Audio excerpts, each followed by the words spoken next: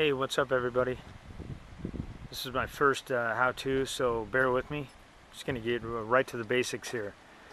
Basically what I have is a 2500 HD 6.6 Duramax diesel, and went to the gas station and some of the gas pumps are green and I was on the phone.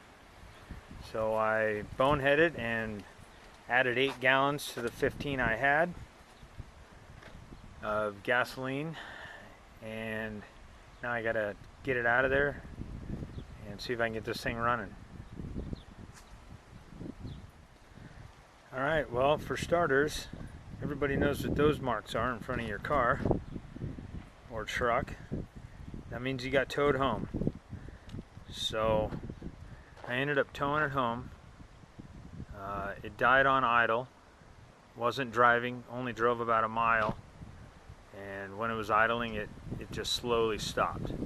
Still cranks over but won't start. So for starters, we got to get that contaminated fuel out of there and get some fresh in. So basically what I did here is I got a little transfer pump, rigged it up to here, put me in a little garden hose down inside there, put about 4 feet in there, make sure I got it on the bottom, and just duct tape this here to help it seal. Self-priming pump, no worries. Hooked it up to a battery and started pumping the fuel in. So I calculated pretty much I had about 15 gallons in, and I added 8, so I need to get almost 25 out of there. I believe it's a 35 gallon tank. So while it's pumping, I move this thing around to make sure I got pretty much everything out of there.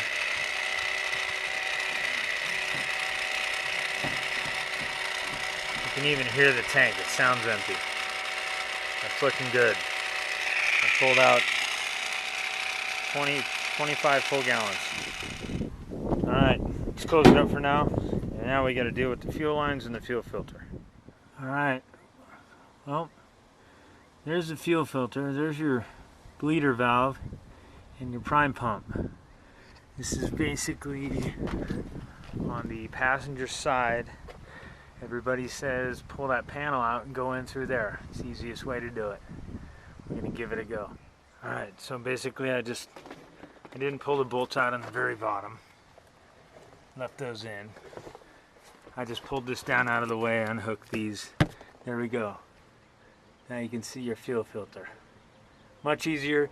Took about 5 minutes. The first one of these, snap the head off it. So be real careful with these.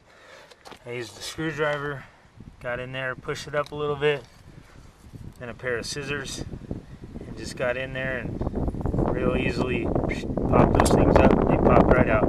Pulled the little bolts out, little nut driver, piece of cake. Alright, got the fuel filter out.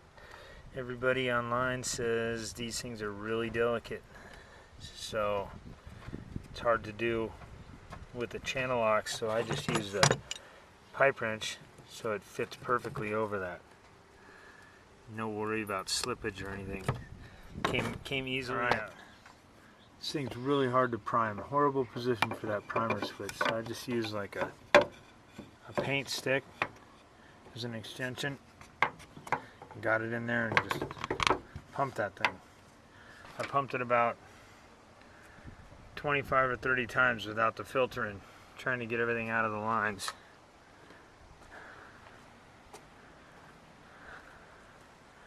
I've refilled the tank 30 gallons. That's about the worst part of the whole thing.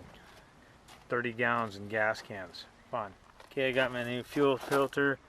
Oiled this seal before I tightened that up. Put in that one. Oiled that one up. So everything will go in nice and clean. See what happens. Alright. Open that little bleeder out right there.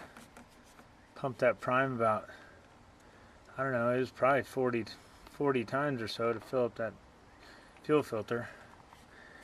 Tighten that back up. I used a wrench because I didn't want to strip it out with that screwdriver. Then I pumped this an extra maybe 20 times just to get the pressure up in there.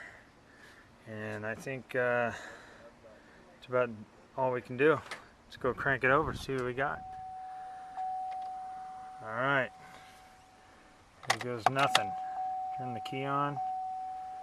Cycle the key a few times. Probably doesn't do anything, but makes you feel good.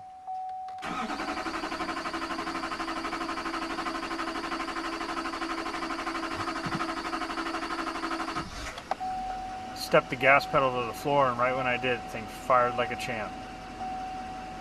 But it did crank for a bit, as you can see. Sounds like it's running good.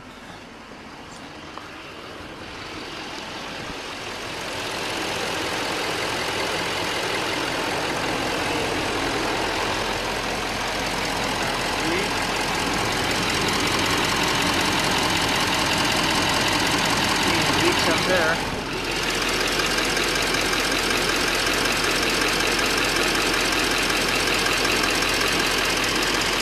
Leaks down there.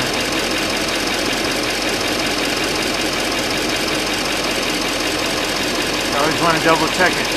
Leaky filter, the truck won't start. You'd be calling a tow truck. Oh yeah, one last thing. Don't forget to plug this puppy in. I'm going to let it run for a while before I go through the trouble and put this fender well back in. Wipe that fuel filter clean and make sure you have no leaks. You're good to go. There you have it. How to get your Chevy Duramax when you're an idiot and you put gas in it. Oh yeah, all this extra fuel, I'm not throwing it away. I'll add it a little bit at a time to my equipment, which doesn't have a turbo, and shouldn't be a problem. Maybe 2 or 3 gallons at a time in a 25-gallon tank. And there you go.